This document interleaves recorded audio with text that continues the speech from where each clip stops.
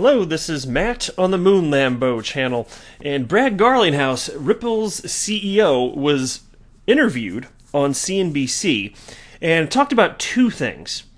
First was PayID, which I made a video about yesterday, but I've actually got some new information, so not only will I set the table properly to make sure that y'all know what I'm talking about before I really delve into stuff, but I've also got some new information on PayID against one of the first thing that Brad Garlinghouse was asked about in this particular interview on CNBC, and then he went on to talk about Ripple the Disruptor. He was asked by the host on CNBC. So effectively, and I'll get to the specifics, but effectively, what are you disrupting? And I'll share with you Brad's response. But before we go any further, if you would please delicately tap that like button. It's good for the YouTube algorithm. And also, go ahead and subscribe to the Moon Lambo channel because it does a body good. Ask your doctor for the specifics. Side effects may be enlightenment and pure happiness. All right, let's dive in now. So here's a piece from Cointelegraph. Ripple, Brave, and Huobi join Instant Global Payments Network, PayID. So a couple things on this, and first I'll do a little bit of table setting, and then at the bottom they covered something that was not discussed in any of the articles I saw yesterday, and I read 3 articles before recording any content on this yesterday, and there's some others after that. I just kind of briefly perused most of them, and they all pretty much look the same, except for this one. This had a little tidbit information which I'll be sharing with you. Anyway, so more than 40 companies, including Ripple, Brave, and Huobi, have joined forces to form the Open Payments Coalition and launch Universal Payment System PayID. Reaching more than 100 million consumers, the new payment process will allow users to send or receive money anywhere in the world across any payment network in real time. Users can provide an email address or a phone number linked to their bank account to instantly receive money without requiring complicated bank account numbers, international codes, routing numbers, or SWIFT IDs. Cryptocurrency and blockchain companies involved include BitGo, BitPay, BitSure, and they go on to name a bunch of others.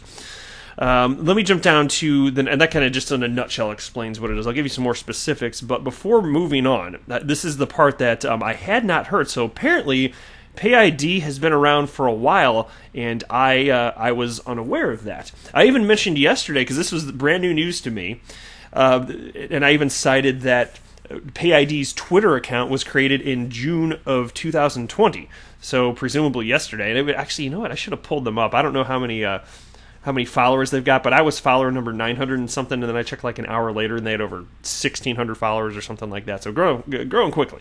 But check this out. PayID is already in wide use in Australia. How about that? Why didn't I hear about this yesterday? Where it was progressively introduced over the last 3 years. So this is not new. I didn't know. Again, it wasn't cited anything. I mean, even in Fortune, they were talking about how there's this coalition of 40 companies led specifically by Ripple. And now I'm wondering, how is that the case? The majority of bank and crypto exchange users in the country can send and receive instant money transfers at any time 24/7. Caroline Bowler, a CEO of Australian-based exchange BTC Markets, said that the global PayID system followed Australia's 2018 introduction of the new payments platform. And here's a quote. PayID is a crucial next step in infrastructure that will bring ease of payments and an international audience. How about that? Apparently it's been around for 3 years, widely used in Australia, apparently not anywhere else, at least there's no indication of that in this particular article. But now it seems to be adopted in a more meaningful way, and obviously Ripple's got quite the microphone in all these partnerships, so if anybody can make it adopted in a more global and meaningful way, Ripple could certainly be a very strong cheerleader for that. But check out more specifically, you may be wondering, how does this work? Where do I download the app? There is no app. Check this out. Here's a short thread I want to share with you to make sure that everybody's on the same page conceptually and understanding what this is before going further. So here's a tweet from Galgatron, XRP community member.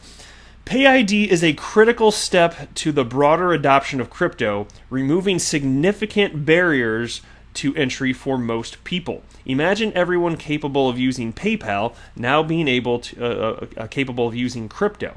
If it needs to be said, I'm pretty excited about it.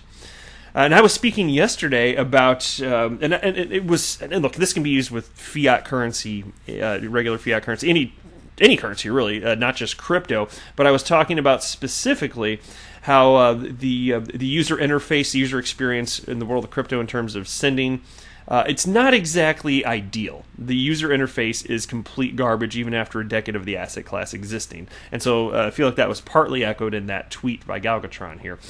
Somebody named GeoXRP wrote, I couldn't find a link in apps to download. Galgatron responded, PayID isn't an app. It's a layer that payment providers host with their own PayID server. Some, XUMM, which of course is the app that Wietse Wynn's company, XRPL Labs, created. So some, XUMM, provides PayIDs from their own PayID server. In other words, you have to use a specific payment provider to get a PayID from them. And then Jonathan Fairborn responded, how does it know which currency? Say, for example, someone tries to send Bitcoin to my Sum PayID, but I only have an XRP address associated to that PayID. What would happen? And Galgatron responded, PayID payments can only do what underlying the payment provider supports. He means the underlying payment provider supports. He wrote a little backwards, I think.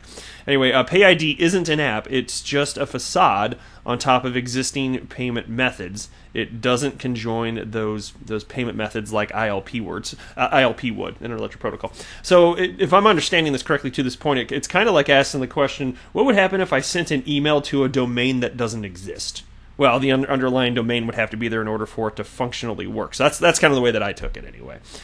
But again, it's not an app, and as far as how it's sent, I'm going to share that with you. Actually, let me do that one first. I think that's a better segue here. So here's a tweet from Crypto Eddie, and it's funny. I got like 2 or 3 comments yesterday because I said her name yesterday, Crypto Eddie, and I got a couple of people asking me why are you calling her Eddie, and then they typed it EDDIE, and my response was, because that's her name. That's not how you spell it. And it's okay. Hey, you know what? Fair enough, a mistake. I've heard her say her name a bazillion times, and I remember, like, I don't know if it was over a year ago at some point, I said her name on the channel, and even though having heard her, I just thought maybe I was, like, mishearing her or something, but the name is Crypto Eddie, but it's spelled E-R-I, and so I was enunciating it as Crypto Erie, and then I had a bunch of people correcting me, thankfully, so that I could stop being wrong, and thank you, I do appreciate that. So I don't blame you for getting it wrong. Even I was hearing her say it right, and I was like, oh, I must be mishearing her or something. There's an R in there. But no, it's Crypto Eddie. But anyway, here's what she tweeted out. Sent my first transaction to Wietse Wynn, and of course, again, that's the guy who I just cited who created the Sum app. He created XRPL Labs, which created that app. So sent my first transaction to Wietse Wynn using his @payid_org, a simple address with Sum.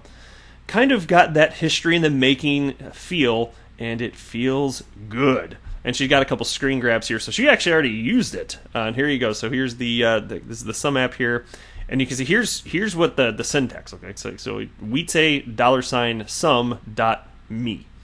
And then here's another screen just showing that it went through, so just sent 0.001 XRP.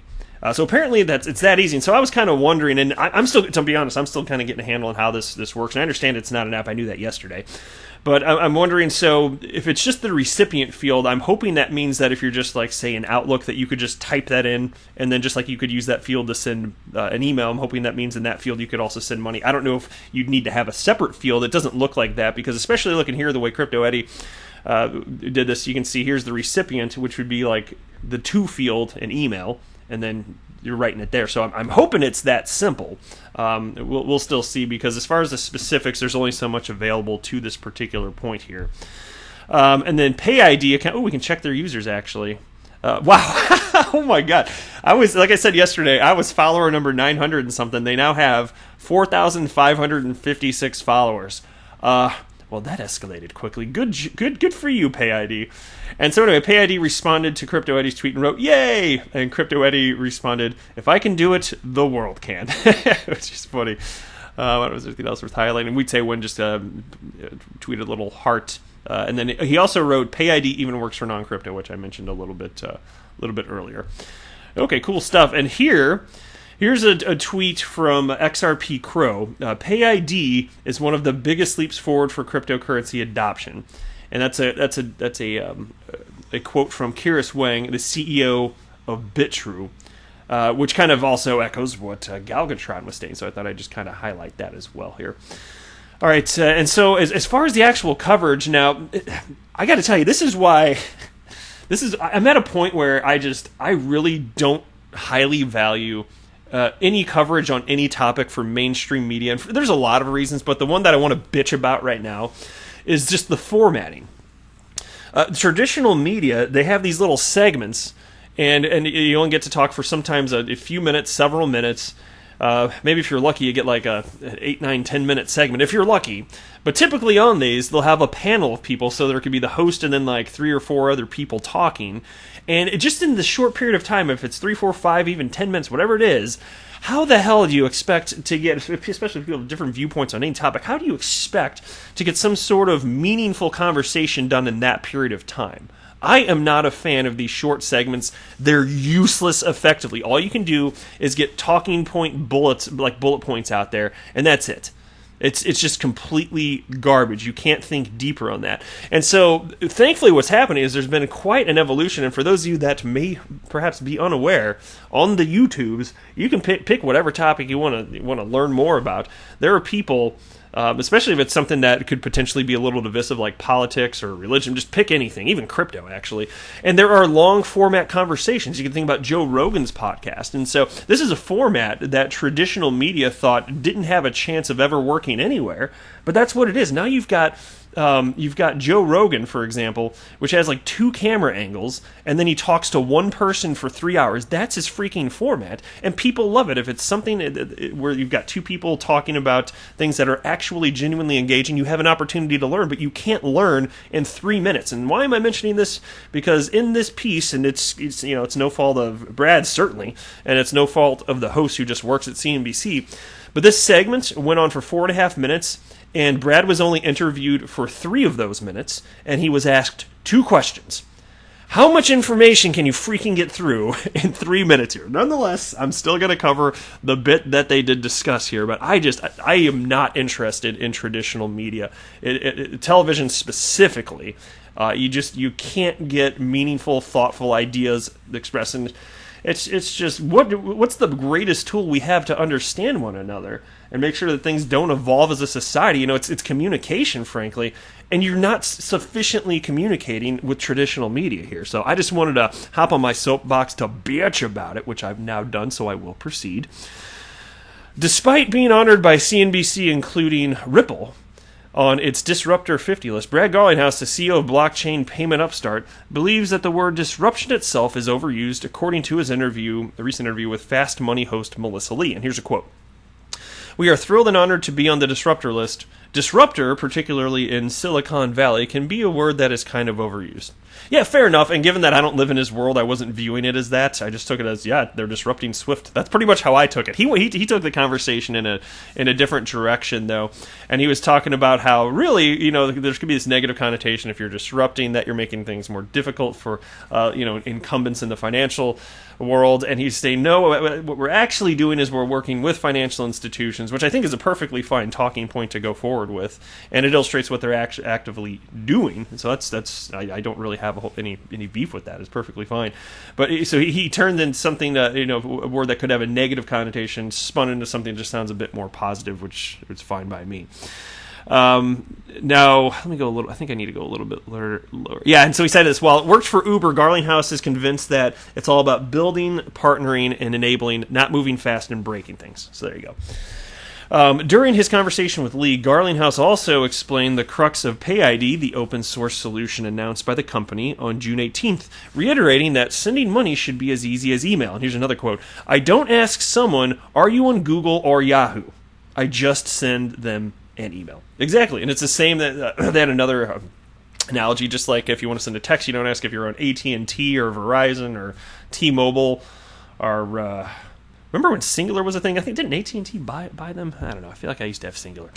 Anyway, as reported by you today, Ripple, together with over 40 other names, formed the Open Payments Coalition to jointly work on PayID. So there you go. And as other than that, so it was pretty much just the concept of talking about disrupting and then PayID. And then, again, just went to the panel, which talked for like a minute and a half and didn't say anything meaningful, and then the video wrapped up, and that was pretty much it. But that's it for this video. I am not a financial advisor. Do not buy or sell anything because of anything that I say or write. That would be a very, very, very bad idea. Until next time, to the moon, Lambo!